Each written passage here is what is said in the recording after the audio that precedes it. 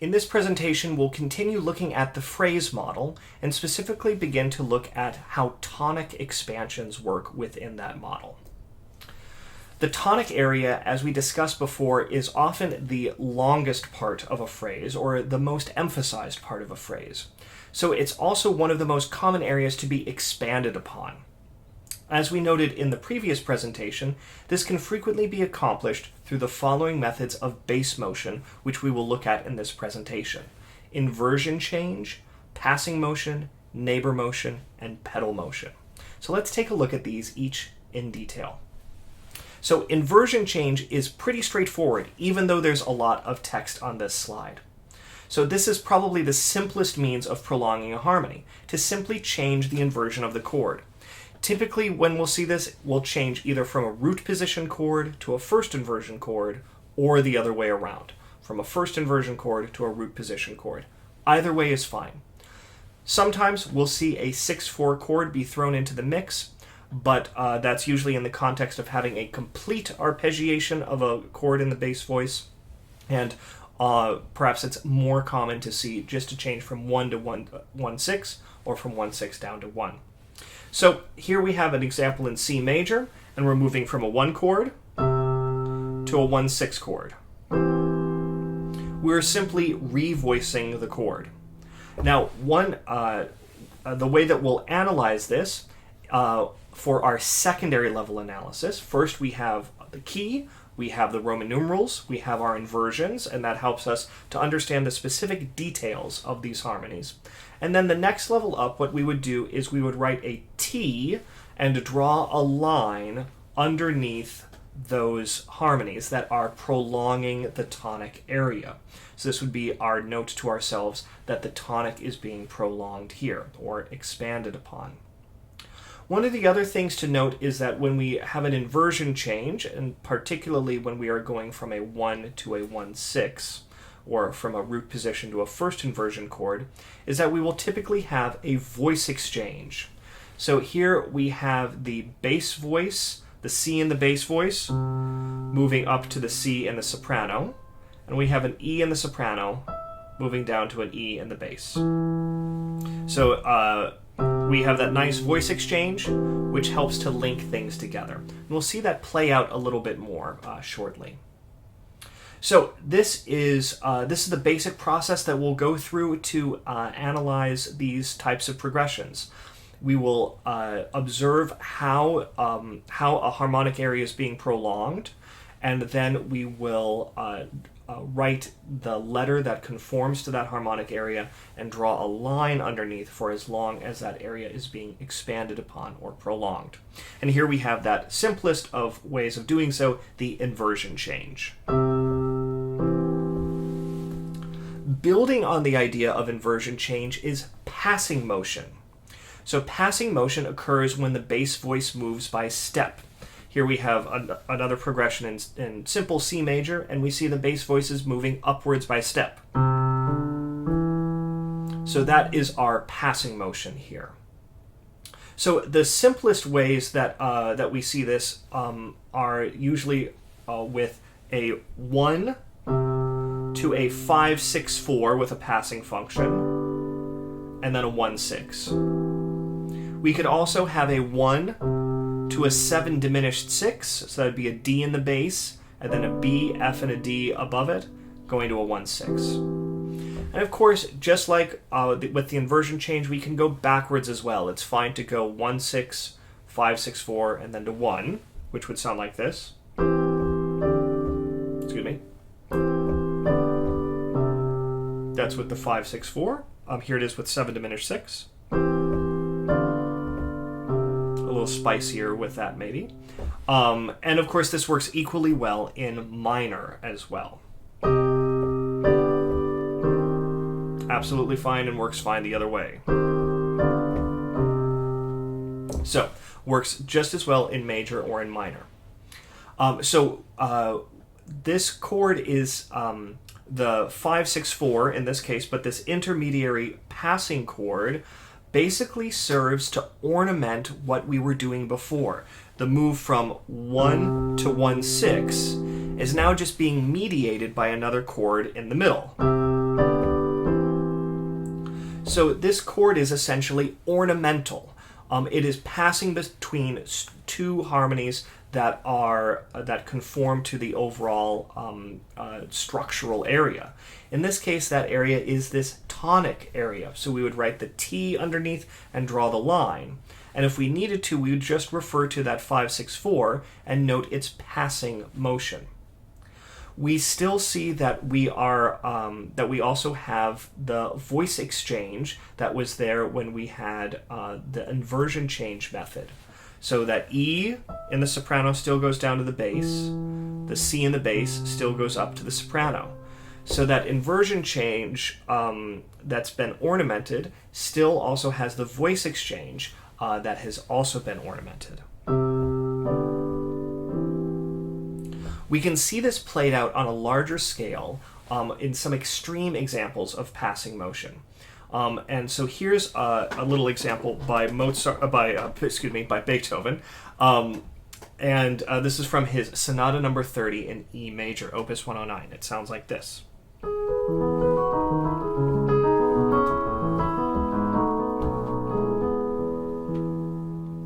Now, the first thing that I would do is create a Roman numeral analysis. We do that first level detailed analysis.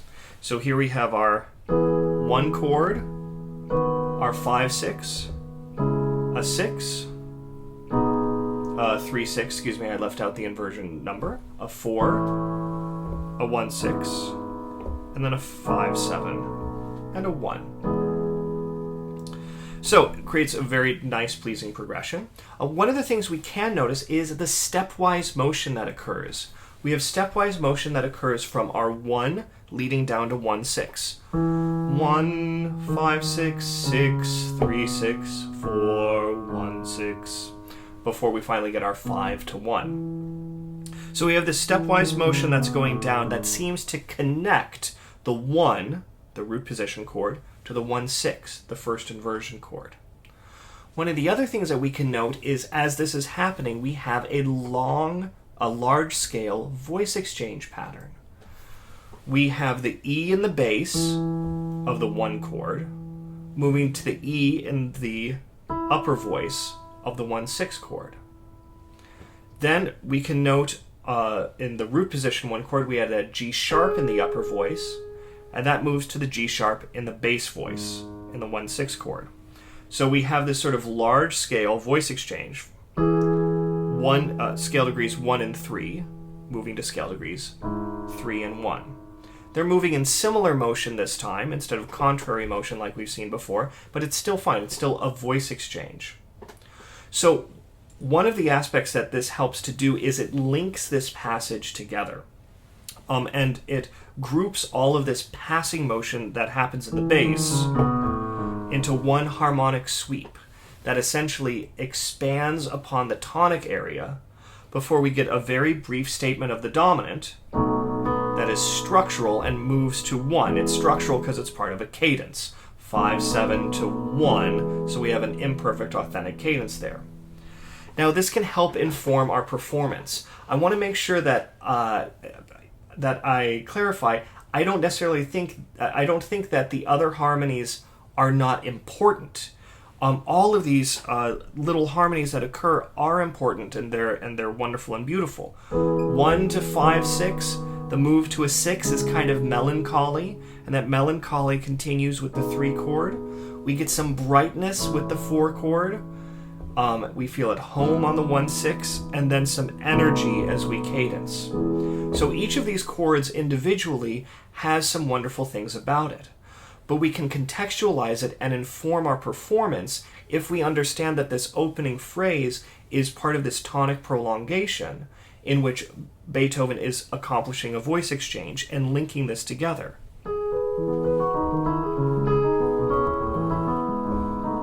And then we can direct the energy towards the cadence. So that can help inform us as performers. Here's another example of extreme passing motion, lots and lots of it. A little ballade in G minor by Cécile Chaminade. This is from her Opus 126, number 5, the opening. So the first thing that I would do is perform a Roman numeral analysis. We are in G minor, and we get this sound at the beginning.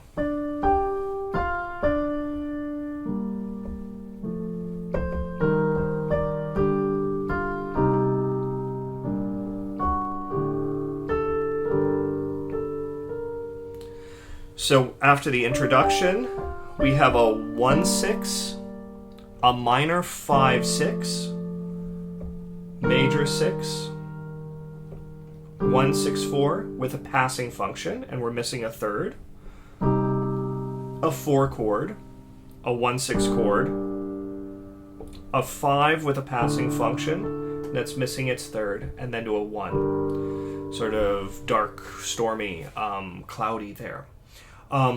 So a few things. Of course, we have the minor 5-6 because we are descending. So we're using the descending version of the melodic minor scale here, or just the natural minor scale as we go down. This is very common in minor to have a descent in the bass voice be the natural minor scale so that we don't run into those augmented seconds that would occur if we raise the leading tone. So this bass voice seems to be descending towards important members of the tonic chord. If we look at the strong beats, we see that the strong beat of the second complete bar is a 1-6-4. Then the next strong beat is a 1-6, and then the next strong beat is a 1. So from our first complete harmony, our 1 chord, everything seems to be directed at stepwise motion that is moving to another version of the 1 chord, then ornamented until we reach another version of the 1 chord, and then finally the root position 1 again. So it's a very smooth and clever way of essentially prolonging the 1 chord through this stepwise motion that is moving down, but also that is emphasizing on numerous strong beats the members of the 1 chord just arpeggiated in the bass. 1, then scale degree 5, then scale degree 3, then scale degree 1. And all of that together helps to prolong this opening tonic area. So all of this introductory passage can be summed up by saying that this is basically a tonic expansion, but not forgetting that each of these harmonies is special and colorful in and of itself. Even though we could sum it up by saying basically we're arpeggiating the 1 chord. It just adds so much more color than just a simple 1 arpeggiation. Let's look at a few more other ways that we can use motion in the bass to prolong the tonic. Another way that we can prolong the tonic is through neighbor motion. So tonic expansions which occur via neighbor motion will often demonstrate the bass voice beginning on a pitch, moving away from that pitch by step, and then returning to that pitch. And that's what we have in this first example. Back in friendly C major, we have a root position 1, moving with the bass voice moving down to a B to harmonize a 5-6, and then back up to 1. This is a type of motion that we refer to as neighbor motion, starting on a pitch, moving downwards, and then going back up to that pitch. Here's what that sounds like. So simply stating a harmony, moving away from that with some stepwise motion, and then returning to that opening harmony is a great way to ornament the tonic area, that tonic expansion. And so we'd write that T underneath and draw the line, showing that basically the force of that tonic is just being carried through, even though we've got that ornamental chord, in this case created through neighbor motion. It's worth pointing out that sometimes you will encounter something called an incomplete neighbor. This is where we move more towards the idiom side of things than sort of the specific grammatical side of things. In this case, only the neighbor motion is only complete on one side of the motion. It is incomplete on the other side. Here we have a 1-6 going to a 5-6 and then a 1. That leap from 1-6 to 5-6 is a leap, it's not a step. And then we resolve it by step in the other direction. So this is what's sometimes known as an incomplete neighbor, but it's still doing the same thing harmonically. It is still prolonging our motion from, say, a 1-6 to a moving to a 5/6 and then resolving to 1. That 5/6 just ornamenting this motion that is essentially, again, moving from a first inversion chord to a root position chord. So usually we'll see that the incomplete part of it will be at the beginning. We'll see a leap in the bass, and then it'll be towards the end if we are we move by step towards the end in the bass if we are encountering incomplete neighbor motion. And we would add the T there underneath to make sure that we show that we are prolonging that tonic. Let's talk about motion, which kind of isn't motion, which is pedal motion. So another means by which the tonic may be expanded is by having harmonies change over a held bass note. Usually this, in the case of a tonic expansion, this will be scale degree 1. So I put motion in quotation marks here because it's not the bass voice itself that's moving. It's the voices above it that are moving up and down. In this case, we have a 1 chord.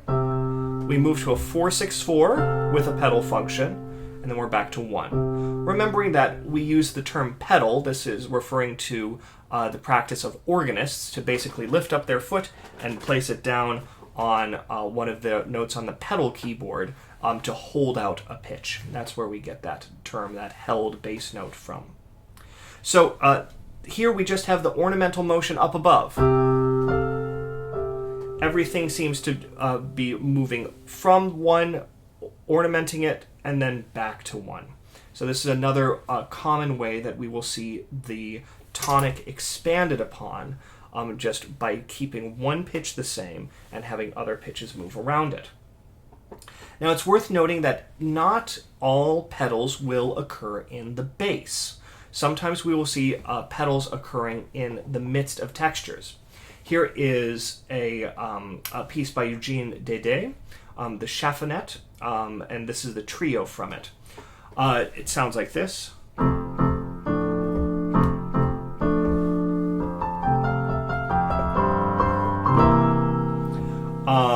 And if we performed a Roman numeral analysis, it would look like this. I'm just going to play the left hand for now so we hear those harmonies.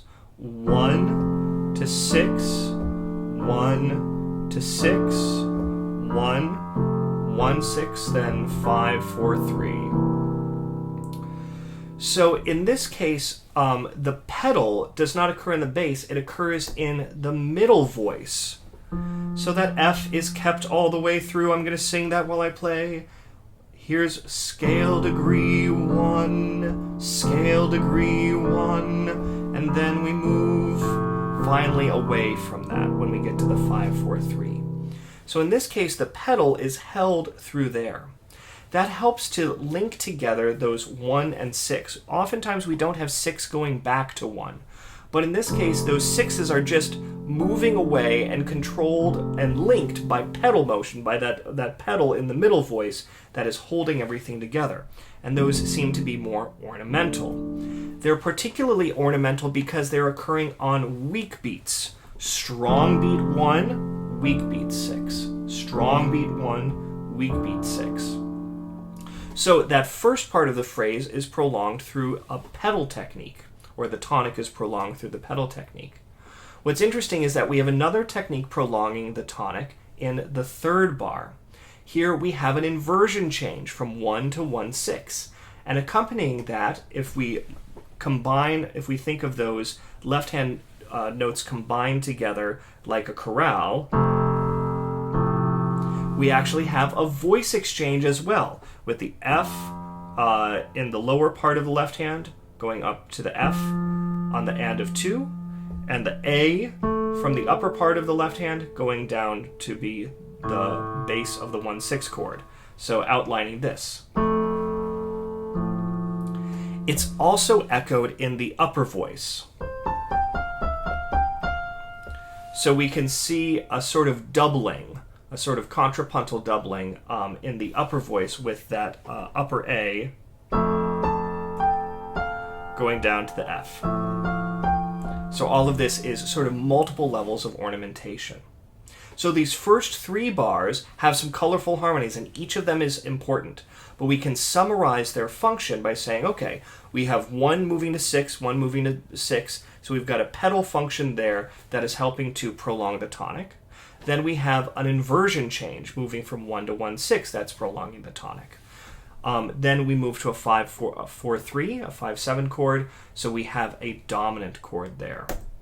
And so it would look like this if we summarized it. Tonic prolongation, continuing the tonic, then moving to the dominant. So that becomes a very slick way of using different means of prolongation to add some different types of color in the opening of that phrase. I do want to point out that there's lots more different ways to demonstrate prolongation and expansion. And one thing that you'll sometimes encounter that's not as specific, that again is more idiomatic, is going to be using the tonic as sort of structural parentheses, or I sometimes think of this as sandwiching. And we see this in the case of the day-day example, where we're moving from 1 to 6 and then back to 1. And so there's a feeling that that 6 chord is ornamental, not just because of the pedal that's kept in the middle voice, but just because it's being sandwiched on either side by tonic chords. Or you can think of this like the tonic chords functioning as the outside of parentheses, and the 6 chord is being what's filled in. Or thinking of the tonic chords as slices of bread, and there's something interesting in the middle that makes the sandwich, but that those tonic chords form the structure, and then there's some stuff that happens in the middle. And then we come back to those tonic chords. Sometimes this will happen, that we just have a chord in the middle of 2 tonic chords that provides ornamental contrast. So we'll sometimes merely have the 1 chord appearing on either side, holding in an embellishing harmony. And it's simply that move away from and back to the tonic chord that gives this sense of tonic expansion. Much later, we'll encounter an idea of harmonic parentheses. This is frequently used in the context of talking about very chromatic music. For instance, we might see this in Chopin's, some of Chopin's work, and in the early works of the Second Viennese School, where we will have a statement of the tonic chord and then lots of chromaticism that ultimately will lead us back to a tonic chord or some other structural function. But essentially everything is happening within a harmonic parentheses, that there's lots of sort of juicy chromatic motion, but it is perhaps less structural. It is prolonging certain aspects or fulfilling certain voice leading aspects that move us from one structural point to another structural point. So in this presentation, we looked at a number of ways that we can specifically analyze tonic expansion or prolongation. And we'll be able to see similar methods used as we look at predominant and dominant expansions as well.